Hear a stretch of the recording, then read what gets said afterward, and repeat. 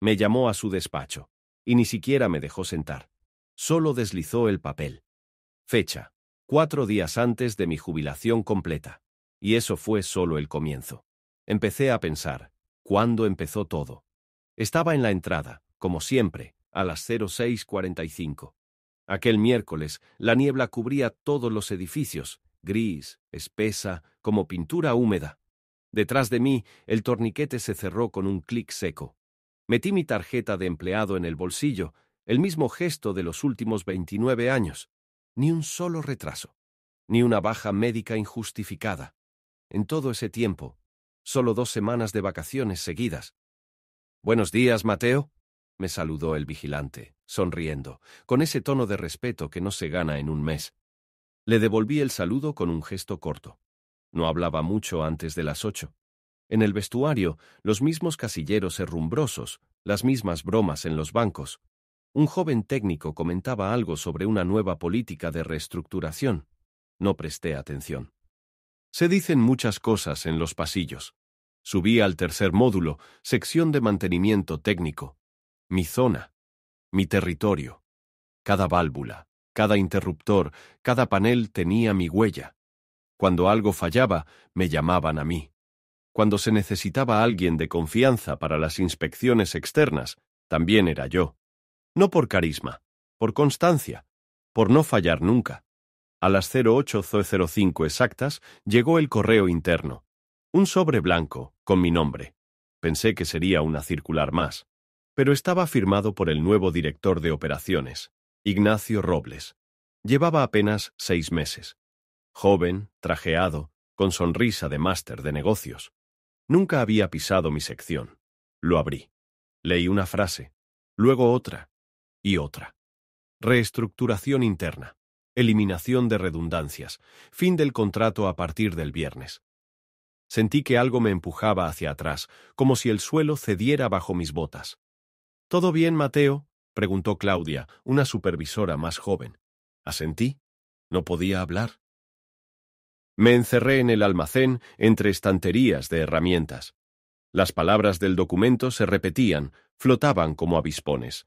Redundante, cierre, agradecemos su compromiso. ¿Redundante? ¿Después de 29 años?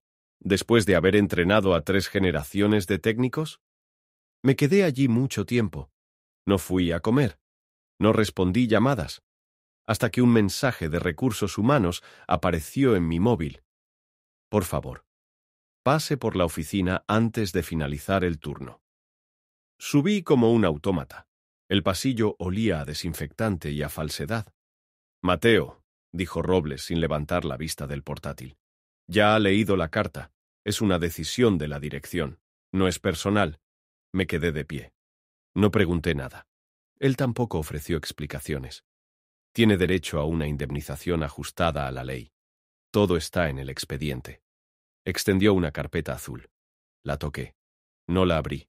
Al salir, vi por el ventanal el atardecer naranja cayendo sobre los techos metálicos. Durante años había soñado con este momento. Jubilarme, entregar mi tarjeta, volver a casa con la cabeza alta. Y ahora, 4 días antes. Esto. Me senté en el banco junto a la salida de emergencia. Las piernas me temblaban.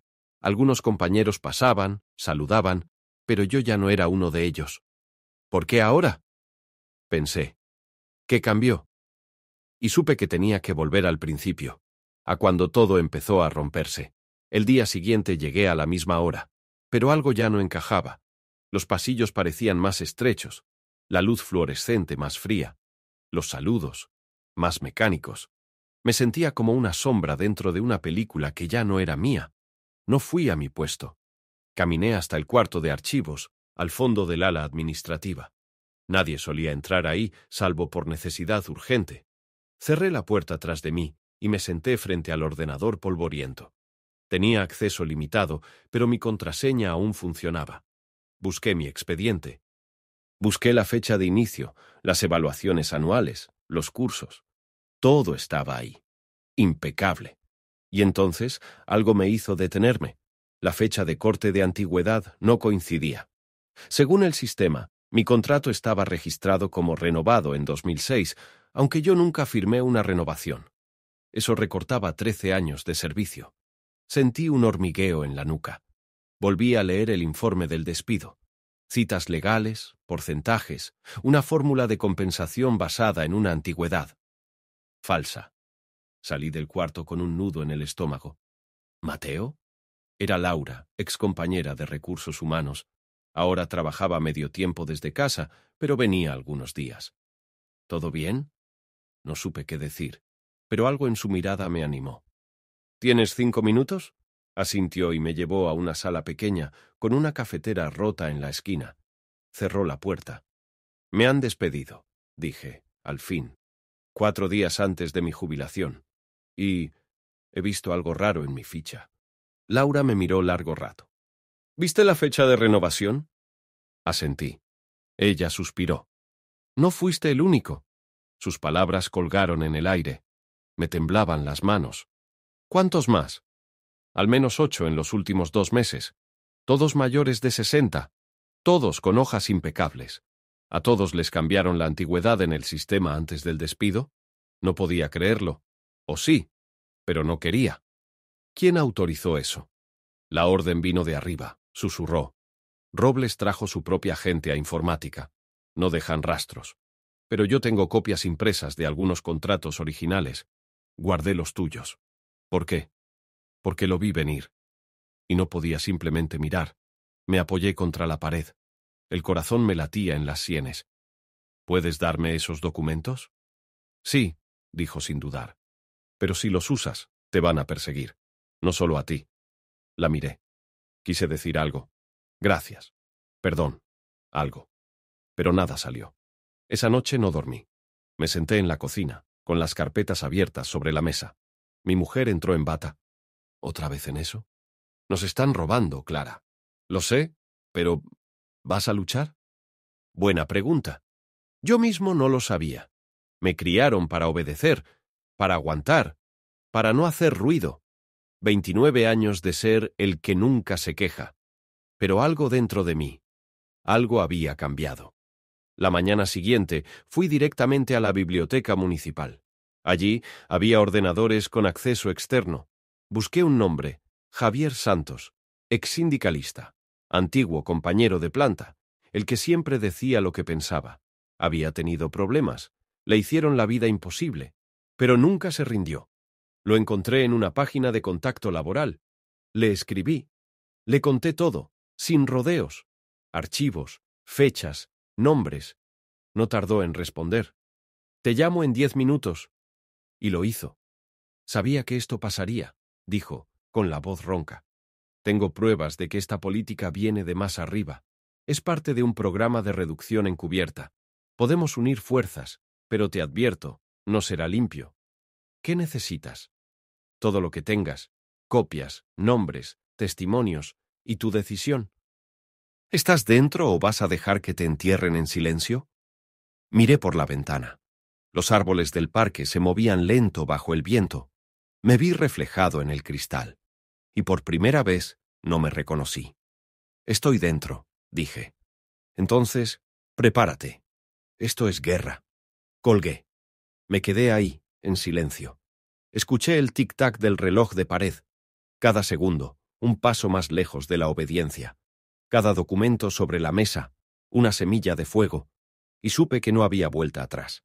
Las semanas siguientes me moví como un espía dentro de mi propio mundo. Cada paso que daba, cada conversación, cada archivo abierto. Era parte de algo más grande, pero nadie debía notarlo. Comencé con algo simple. ¿Revisar los nombres de los otros despedidos? 5 de ellos me eran familiares. Gente discreta, como yo. Técnicos, jefes intermedios, administrativos, todos mayores. Todos con más de 20 años de servicio. Llamé a uno, Carlos Mena, del área de logística. Me citó en un bar junto a la estación. Pensé que me habías olvidado, dijo cuando llegué. Pensé que tú te habías rendido. ¿Y para qué pelear? Le mostré los documentos que me había dado Laura, su contrato, su fecha real, y lo que la empresa registraba ahora. Carlos palideció. Esto es ilegal. Lo sé. ¿Y qué vas a hacer? No sé tú. Yo voy a pelear. Guardó los papeles en su maletín. Sus ojos ya no eran de resignación. Había algo más. Esa misma noche me reuní con Javier. Nos encontramos en una cafetería discreta en las afueras. ¿Trajiste todo? Le entregué una carpeta llena de copias. Javier las revisó con calma, como si estuviera leyendo una historia ya conocida. Esto es oro. Pero no basta con documentos. Necesitamos testigos, gente que hable, y un caso que lo dispare todo. ¿Un caso? Uno que tenga fecha, evidencia, contradicciones, algo sólido, como el tuyo. Se me hizo un nudo en la garganta. Siempre fui invisible. Y ahora me pedían ser el primero en saltar. ¿Y si me aplastan? Ya te aplastaron, Mateo. Solo que aún no te diste cuenta. Guardé silencio. Luego asentí. Al día siguiente, volví a la planta. Mi tarjeta aún funcionaba, aunque todos sabían que ya no trabajaba allí. Fui directo a los archivos físicos, viejos contratos, actas, informes de auditoría. Saqué mi móvil. Empecé a fotografiar todo lo que podía. En un cajón polvoriento encontré una hoja suelta, memorando interno de abril firmado por Robles. Decía: actualizar antigüedad administrativa de perfiles clase C antes de revisión trimestral. Eso era la prueba de intención. El corazón me latía en el cuello. Escuché pasos. Oculté el papel bajo la carpeta. ¿Mateo? Era Sofía, de informática. ¿Qué haces aquí? Solo recogiendo cosas. Recuerdos. Me sonrió, pero sus ojos eran fríos. Ten cuidado. Dicen que estás hablando con gente que no deberías. No respondí. Salí sin mirar atrás. Esa noche envié todo a Javier. Al día siguiente, él ya lo había movido. Presentó la denuncia ante la inspección de trabajo. También contactó a un periodista local con el que solía colaborar.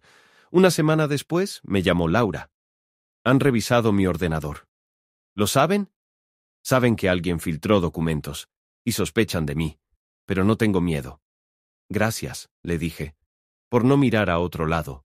Cortamos, y me senté frente a la ventana. Afuera llovía, gotas gruesas, lentas, como el tiempo que había perdido, como las palabras que nunca dije en esos 29 años. Por primera vez en mi vida no me sentí una pieza más, me sentí una chispa, y supe que el incendio apenas comenzaba. Pensé que el peor momento había pasado, que la denuncia, los documentos, las voces que empezaban a sumarse, marcarían un cambio. Pero no. El golpe real vino después, más bajo, más sucio. Una mañana recibí una carta certificada. El remitente, el despacho jurídico de la empresa. La abrí con manos frías. Notificación de difamación e intromisión indebida en procesos internos. Se iniciarán acciones legales por revelación de documentos confidenciales. Me quedé helado. Me estaban demandando. Ellos, los mismos que habían manipulado mi expediente. Clara, mi mujer, leyó el texto por encima. No dijo nada, pero se llevó las manos a la cara. ¿Qué significa esto? Que quieren callarme. ¿Y lo van a lograr? No respondí. Esa noche no cené. Me encerré en el taller, entre herramientas oxidadas y repuestos viejos. Era mi refugio. Siempre lo fue. Pero ya no bastaba. Al día siguiente me llamaron del banco. Mi cuenta estaba bloqueada por revisión judicial. El préstamo del coche en pausa. La tarjeta rechazada en la farmacia. Fui a ver a Javier. Han tocado mi dinero. Era esperable, dijo, sin sorpresa. Van a presionarte hasta que cedas. Pero si lo haces, todo esto se hunde. No puedo más, dije. Me temblaban los párpados. Me están hundiendo la vida. ¿Y ellos no te la hundieron ya? No supe qué contestar. La peor parte llegó unos días después. Recibí un mensaje de voz de Laura. Han abierto una investigación interna. Me han suspendido. Dicen que colaboré en una filtración ilegal. Mateo, no sé si me van a despedir. Me apoyé contra la pared. Cerré los ojos. Sentí un temblor en las manos. Yo la arrastré a esto. Yo. Volví al taller. Pasé horas sentado en el banco de madera. Frente a mí, el espejo que usaba para trabajos minuciosos. Rajado. De esquina a esquina. Mi reflejo cortado en dos. Pensé en todo. En quedarme callado. En pedir perdón. En firmar un acuerdo, lo que fuera. En desaparecer. Pero entonces vi una carpeta en el suelo. La carpeta azul. La que Robles me dio al despedirme. Nunca la abrí. La recogí. Abrí la tapa. Ahí estaba el cálculo de mi compensación, con la fecha de inicio errónea, firmado por 2 jefes. Y un nombre más, el de un auditor externo. Lo busqué. Fernando Gil, consultor freelance, especializado en optimización de recursos humanos en entornos industriales. Una frase me encendió por dentro. Reducción silenciosa de pasivos de largo plazo. ¿Eso era yo? ¿Un pasivo? ¿Un número que sobraba? Tomé el móvil. Llamé a Javier. Tenemos que ir hasta el final. Eso quiero oír, dijo. Hay más gente como tú. Y ahora, también como Laura. Y si no ganamos, que lo sepan. Que esto no fue en silencio. Colgué. Y por primera vez en semanas me sentí despierto. El lunes siguiente fui a la planta, aunque ya no podía entrar. Me quedé frente a la entrada, con una copia de mi contrato original en la mano. Pasaron empleados. Algunos bajaron la mirada, otros me saludaron con un gesto, y entonces salió Robles. Impecable. Coche negro. Maletín brillante. Me miró. Con esa media sonrisa. Debería dejar esto, Mateo. No va a ganar nada. Yo no respondí. Solo le mostré el papel. Aquí empezó todo. Él no lo miró. Se subió al coche. Cerró la puerta. Y yo me quedé ahí, frente al portón, con el viento empujando contra mi espalda. Sabía que el sistema era más grande que yo. Pero también sabía otra cosa. Ya no tenía miedo. La investigación avanzaba, pero en silencio. No salía en los medios. No llegaban notificaciones oficiales. Solo llamadas ocasionales de Javier, mensajes cifrados, encuentros breves en bancos del parque. La tormenta crecía bajo tierra, invisible, hasta que alguien la desenterró. Fue una periodista, Lucía Ortega. La contactó Javier. Publicaba en un medio digital independiente. Seria, directa, sin adornos. Nos citó en una cafetería de barrio, lejos de oficinas y abogados. Quiero contar esto, dijo, pero con pruebas sólidas y testimonios reales. ¿Estás dispuesto a hablar conmigo, Mateo? Tragué saliva. No era fácil. Nunca me gustó hablar en público, mucho menos sobre mí, pero asentí. Sí, pero no solo yo. Le dimos una lista de nombres. Carlos, Beatriz, Julio. Todos despedidos bajo las mismas condiciones. Algunos dudaron, otros dijeron que no, pero 4 aceptaron. Uno a uno, fueron reconstruyendo la historia. Fechas, documentos, instrucciones verbales, copias cruzadas. Lucía trabajó rápido. En 2 semanas tenía un artículo demoledor. La sombra tras la reestructuración. Despidos sistemáticos de mayores de 60 en nombre de la eficiencia. Con pruebas, nombres y declaraciones. El día que se publicó, lo sentí antes de leerlo. Me llamaron 3 personas antes del desayuno. ¿Lo viste? Estás en la portada. Ya no pueden esconderlo. Abrí el artículo, vi mi nombre, mi foto, tomada en la cafetería, y una frase en negrita. Me llamaron innecesario 4 días antes de mi jubilación, como si casi 30 años no valieran nada. Me temblaban las manos. No por miedo, por peso, por el vértigo de haber salido del escondite. Esa tarde me llamó Lucía. El artículo ha tenido más de 50.000 lecturas en pocas horas. Me han escrito otros exempleados y un contacto de la Fiscalía Laboral. ¿Qué dice? Que van a abrir una investigación formal, pero necesitan más. Algo que conecte esto con la estructura directiva.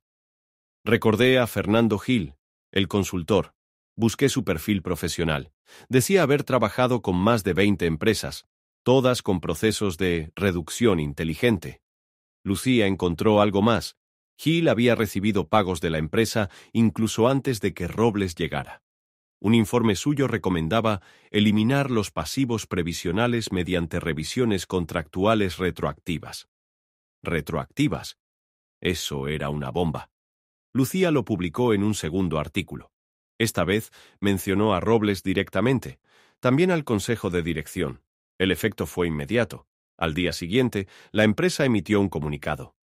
Negamos rotundamente las acusaciones. Todas las acciones realizadas han sido legales y conforme a derecho. Mentira. Pero ahora la pelota estaba en otro campo. Días después recibimos la notificación oficial. La Inspección de Trabajo iniciaba una auditoría integral de la empresa. Las cuentas, los despidos, los contratos. Laura me llamó, llorando. Me han levantado la suspensión. Dicen que fue un error, un malentendido. No fue un error, Laura. Fue miedo. Pero ya no tienen dónde esconderse. Esa noche, por primera vez en semanas, dormí sin sobresaltos. Clara me observó desde la puerta del taller donde pasaba cada noche. ¿Vas a volver a trabajar? No. ¿Entonces? Le señalé una estantería vieja, polvorienta. Voy a arreglar eso primero. Y después, ya veremos. Ella sonrió. Se acercó. Me tocó el hombro. Te ves distinto. Y lo era. Ya no era un técnico silencioso que esperaba su turno. Ahora sabía leer papeles, hablar en voz alta, defender lo que era justo. Porque ya no se trataba solo de mí. Era algo más grande. Y había empezado a moverse. Los días siguientes fueron de tensión contenida. La empresa se blindó. Cancelaron entrevistas, cambiaron a sus portavoces, empezaron a controlar la entrada de periodistas. Pero ya era tarde. La historia tenía nombre, rostros, pruebas, y no podían volver atrás. Javier organizó una reunión con varios de los afectados. Nos citamos en un local prestado por una asociación de barrio. Éramos 11, hombres y mujeres, técnicos, secretarias, jefes de sección. Algunos apenas hablaban, otros traían carpetas enteras. Lo que empezó como una historia personal, dijo Javier, de pie frente a nosotros, ahora es una causa colectiva. Y no solo eso, es un patrón, un sistema. Sacó una hoja. Era un mapa de relaciones, nombres, fechas, conexiones. El centro, Robles. A su alrededor, directivos, consultores, firmas satélite. Tenemos evidencia de que esta práctica se aplicó también en otras plantas del grupo, con el mismo modus operandi, cambio de contratos, despidos selectivos, compensaciones recortadas. Un silencio denso cayó sobre la sala. ¿Y qué hacemos con eso?, preguntó Beatriz, una exjefa de almacén. Lo usamos, lo ampliamos, lo entregamos al fiscal y a los medios, y sobre todo, organizamos a los que aún tienen miedo. A partir de ahí, comenzamos a movernos como una red. Cada uno tenía una tarea. Revisar contratos antiguos, contactar a excompañeros, buscar auditorías externas. Yo me encargué de rastrear movimientos de consultoras, pagos, fechas, vínculos. Volví a la biblioteca pública. Pasé horas revisando boletines oficiales. En uno encontré algo extraño, una adjudicación de servicios a una firma que no figuraba en ningún registro fiscal. Gestión e Impacto Sostenible S.L. Pero su sede coincidía con el despacho de Fernando Gil. Se lo envié a Lucía. Ella tiró del hilo. Es una empresa pantalla. Recibieron pagos directos del departamento financiero de la empresa matriz, y ese dinero salió de una partida destinada a formación y reciclaje de personal senior. Nos usaban para justificar gastos que luego se convertían en despidos. Lucía lo publicó. Y estalló. La noticia llegó a televisión. Programas de análisis, reportajes de investigación. Un exministro habló del caso como síntoma de una cultura empresarial podrida. Entonces pasó algo que no esperábamos. Un trabajador aún activo en la planta, Diego, joven, informático, se puso en contacto conmigo. He visto lo que estáis haciendo, y tengo acceso a los correos internos. Sé cómo manipularon los registros. Puedo demostrarlo. Lo cité fuera del trabajo. Me entregó un pendrive. Pero tened cuidado. Hay gente que no quiere que esto salga. Lo llevamos a la fiscalía. También a Lucía. Dentro del material había cadenas de correos entre Robles y su equipo. Instrucciones explícitas sobre cómo depurar la plantilla, reducir cargas previsionales y desvincular antes de la fecha clave. La Fiscalía abrió una línea penal por fraude y manipulación documental. El caso ya no era laboral, era penal, y la empresa empezó a crujir. Uno de los miembros del consejo dimitió. Otro emitió un comunicado negando conocimiento de las prácticas. Robles. Desapareció. No respondió a periodistas. No fue visto en su oficina. Según rumores, había abandonado el país. La noche en que todo eso salió en las noticias, nos reunimos otra vez. Esta vez en mi casa. El taller se convirtió en cuartel. Pusimos las carpetas sobre la mesa, colgamos papeles en las paredes, trazamos conexiones con hilos rojos como en las películas. ¿Cómo terminamos haciendo esto?, dijo Carlos, entre risas nerviosas.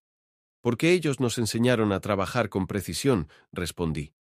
Solo que ahora lo usamos para desmontarlos. Laura apareció al final de la noche. Traía una botella de vino barato. Por los que no pudieron llegar hasta aquí, dijo. Y por lo que viene.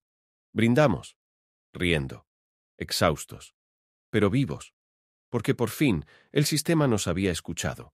Y nosotros, al fin, habíamos hablado como uno solo. El portón estaba abierto, oxidado, inmóvil, como si nadie lo hubiera tocado en semanas. Pasé frente a la garita vacía. No había vigilantes, no había ruido, solo viento. El edificio administrativo tenía los cristales rotos, los carteles arrancados, las luces apagadas. Una cinta amarilla cruzaba la entrada principal. Precintado, Fiscalía General. Caminé despacio hasta el módulo 3, mi antiguo territorio. La puerta metálica seguía allí, cerrada. Pero el número 3 ya no estaba. Lo habían borrado con pintura gris. Me quedé parado unos segundos. Luego metí la mano en el bolsillo. Aún llevaba mi tarjeta de empleado. La pasé por la ranura, por costumbre. No sonó nada. Ni clic, ni luz verde. La dejé caer al suelo. Al volver a casa, subí al taller. Clara estaba abajo, cocinando. Yo me senté frente al banco de trabajo. Encendí la lámpara, abrí la caja de herramientas y saqué madera, tornillos, pegamento, un estante nuevo, para los libros de mi nieto. Lo construí lento, en silencio, y no pensé en Robles, ni en la empresa, ni siquiera en la justicia. Pensé solo en esto. Mis manos seguían firmes.